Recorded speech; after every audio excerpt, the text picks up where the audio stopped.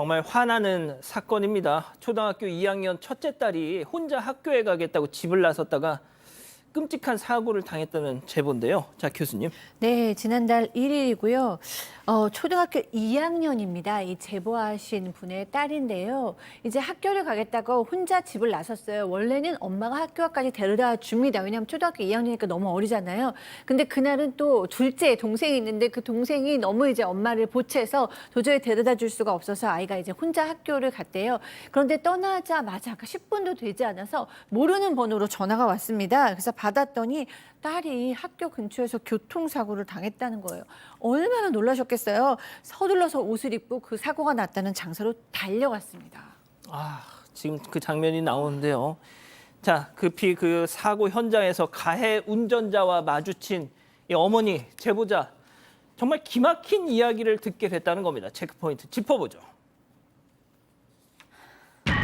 나 교장이었다? 자, 무슨 얘기인지 제보자 어머니 얘기 들어보시죠. 아이 뭐 입에 피자국 나 있고 막 제가 세 개가 다 빠진 거예요. 할아버지는 계속 그 앞에 그냥 옆에 서 있어. 제가 119도 제가 신고했거든요. 할아버지는 뭐 그냥 진짜 내가 나 그런 사람 아니라고 나 교장이었다고 하면서 그 말만 적상 검사를 안 해서 그냥 갱신을 안 한 거예요. 계속 차를 타고 다녔나 봐요. 딸이 운전하고 다니지 말라고 했는데 계속 운전하고 다니다가 우리 아이가 그냥 걸린 거죠 한마디로.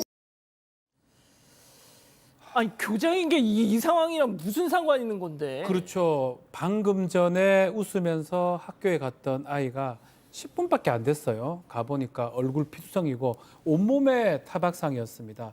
실제로 사고가 났으면 사고를 낸 사람이나 그 사람들이 신고를 해야 되는데 이 제보자가 뛰어가고 2, 3분 만에 뛰어갔거든요.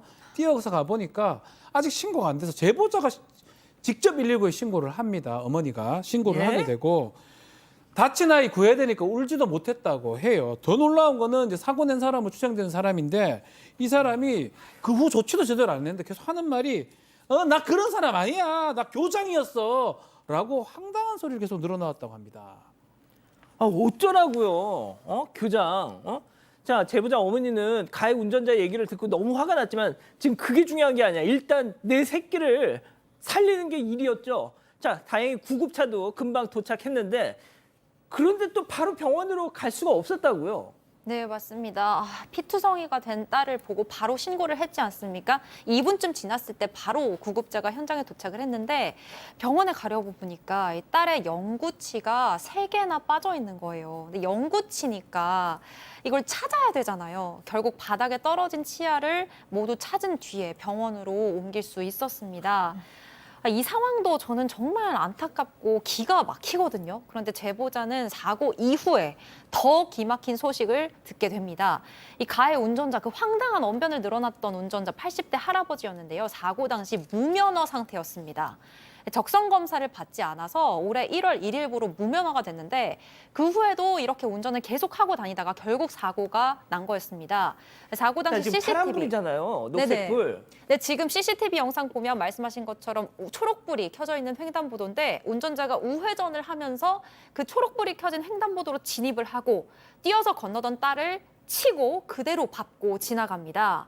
그 후에 차를 세우기는 했는데 갑자기 후진을 살짝 하더래요. 그리고 차에서 내린 뒤에도 자기 차만 한 바퀴 쓱 둘러보고 차에 밟혀서 다친 아이는 살펴보지도 않았습니다. 당시 목격자에 따르면 가해 운전자가 밟혔네? 라고 말을 하면서 차를 옆에 옮겨댄 후에 아주 천천히 걸어갔다고 합니다. 자, 저 가해 운전자 들으신 것처럼 무면허에다가 횡단보도에서 신호를 무시하고 보행자 아이를 치고 갔습니다. 내려서 내 차. 자, 결과 그 다음은 어떻게 됐습니까, 양 변호사님? 일단 교통사고 처리 특례법 위반이고요. 무면허 운전에다가 횡단보도의 보행자 주의 보호의 위반인 겁니다. 그래서 상당히 이제 지금 피해자 부모님께서는 엄격하게 처벌이 내려질 걸로 예상을 하셨는데 구약식, 그러니까 검찰에서 벌금만 내면 끝나는 걸로 구형을 했다라는 거예요. 무면허인데요. 저도 그 부분 참 이해가 안 가는 게 그냥 무면허가 아니라 적성 검사를 안 받으셨잖아요, 가해자가. 이 얘기는 사고를 감수했다라고 볼 수도 있는 상황이거든요. 저는 이 부분은 굉장히 좀 심각한 문제라고 생각을 해요. 근데 아무튼 지금 피해자 부모 입장에서는 피해자 부모는 사고도 제대로 못 받았다고 하고요. 그리고 이제 그 딸을 통해서 합의하자는 얘기만 두세 번 정도 받았다라고 합니다. 그 이게 정말 저도 이게 12대 중과실 위반도 중요하지만 그 무면허 운전의 계기라고 하는 게 본인이 운전 능력이 있는지 없는지를 검증을 아예 안 받고 피해 다녔다고 볼 수 있는 그런 상황이지 않습니까? 이 부분에서는 조금 더 엄격하게 봤어야 하지 않을까 싶습니다만 아무튼 부약식이고 안타깝게도 피해자 측에서 이 부분을 반론을 할 수는 없습니다. 대신에 이제 민사소송을 제기를 하겠다고 했고 아이의 다친 피로비라든가 이제 정신적 피해에 관한 부분 이런 데 대한 손해배상 청구를 할 것으로 보입니다. 자, 이 제보자 어머니께서는 바로 어제 나 교장이었다. 그 가해 운전자 측과 다시 만났다고 합니다. 무슨 대화가 오갔을까요? 들어보시죠. 어제 가해자를 만났는데 너무 화가 나가지고 처음에는 뭐 내가 뭐 할 말이 없다 무조건 뭐 잘못했다 그렇게 사지더니 나중에 그때는 내가 눈에 뭐가 씌어가지고 그런 것도 없고 최소의 금액으로 최대 치료를 했으면 좋겠다 이렇게 말씀하시더라고요. 이 사고는 내가 아니어도 더 큰 차에 치일 수도 있다고 그 얘기를 하는 거예요. 아니 이건 또 무슨 소리야 또. 네, 지금 이 피해자한테 너무 뭐 최소의 금액으로 최대의 치료를 받고 뭐 더 큰 차가 칠 수도 있다 이런 것들을 들어봤을 때 저는 사실 이분이 적성 검사를 지금 하지 않았다고 했잖아요. 제가 알기로는 75세 이후에는 적성 검사에 치매 검사 여부가 들어가거든요. 그러니까 치매 검사 여부를 안 냈다라는 거고 지금 말이 너무 이상하게 논리적으로 전혀 안 맞기 때문에 이분이 치매 검사를 반드시 받았어야 한다는 생각이 들어요. 맨 처음에는 80평생 살면서 이런 일은 처음이다라고 무조건 잘못했다 용서해달라 그렇게 싹싹 빌기는 했다고 합니다. 그러니까 이 부부께서 죄송하다는 말은 우리 딸한테 직접 얘기해달라 아마 그 딸이 트라우마로 남을까 봐 사과를 받게 해주고 싶으셨던 게 아닐까 싶었는데 그래서 이제 딸까지 해서 만났어요. 그래서 1시간가량을 얘기하는데 그 얘기 중에 너무 이상한 말이 맞는 겁니다. 뭐 그날은 내가 운이 나빴다 뭐에 씌웠다 막 얘기를 하면서 내 운이 그 정도밖에 안 된다 이런 얘기도 하고 살면서 좋은 일만 있는 건 아니다. 더 큰 일을 당할 수 있다. 뭐 이런 얘기를 했다고 합니다. 듣던 부부께서 이제 그런 얘기는 하시지 말라 그러고 심지어 그 딸조차 그만 말하라고 할 정도였다고 합니다. 아니 최소 금액으로 최대 치료를 했으면 좋겠다 이 얘기는 그냥 싸게 합의합시다라는 얘기잖아요. 아주 납득할 수 없는 합의 장소여서 납득할 수 없는 얘기를 했는데 실제로 부상이 심각합니다. 입안이 찢어지고 입 주변 턱 아래 봉합 수술을 다 했었고요. 아유. 그래서 배하고 팔다리에도 외상을 입어가지고 다 성형외과에서 흉터 치료를 받고 있는 그런 아유. 상황입니다. 연구치 3개도 지금 빠져 있죠. 이거는 성인이 돼야지만이 가능한 상황이고 지금 보세요. 아이. 뭐 먹을 수가 없어요. 이게 앞으로 얼마나 어쩌면 많은 좋아, 진짜. 치료 과정이 남았는지 알 수가 없는데 지금 벌써 벌금밖에 안 됩니다. 솜방망이 처벌이 아닌지 너무 억울하다고 합니다. 파란불이었어요. 우회전이면 사실은 이제는 한번 무조건 일시정지하고 가야 되는데 본인이 그걸 지키지 않았고 더더군다나 무면허 운전이기 때문에 당연히 문제된다고 하는데 요 장소가 왕복 6차선 도로인데 예전에도 이렇게 사고가 많이 날 뻔했다고 합니다. 또 시청에 조치 좀 취해달라 너무 안 보이지 않냐 얘기를 했는데 아직까지도 좀 조치가 안 되고 있고요. 특히 이 사거리에 CCTV가 제대로 설치가 안 돼 있습니다. 그러다 보니까 사고가 좀 반복된 거 아닌가 이렇게 생각을 하고 있습니다.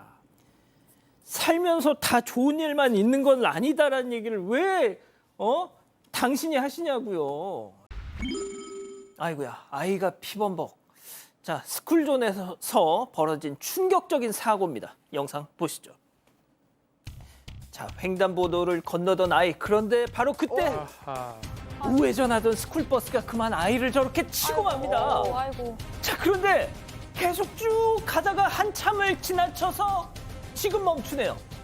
자 차에 치인 아이는 지금 절뚝이면서 절뚝절뚝 겨우 인도 위로 올라가서 아이가 그냥 들어 눕습니다. 자 지금까지 보신 것도 충격적이지만 더 충격적인 거 뺑소니를 했다고요. 네, 지금 보신 영상이 SNS에 공개가 되면서 많은 이들의 공분을 사고 있습니다. 사건은 지난달 2일 발생했는데요. 어린이 보호구역 내 횡단보도를 초록불에 청신호에 건너던 초등학생을 우회전하던 스쿨버스, 어린이 통학버스 차량이 저렇게 치고 갔습니다. 이 통학버스는 스쿨존 횡단보도에서 속도를 줄이지 않은 채 그대로 달렸고 피해 학생을 밟고 지나갔는데요. 아까 보셨다시피 통학버스 운전자 바로 차에서 내리지 않았어요. 조금 가다가 이제 차에서 내려서 피해 학생을 살피는 듯 했는데요. 뒤에 다른 차가 오자 별다른 응급 조치를 하지 않고 그대로 가버렸습니다. 결국 피해 학생 아까 보신 것처럼 혼자 절뚝거리면서 일어났고요. 인도에 올라가서 잠시 앉아 있다가 혼자 귀가를 했다고 해요.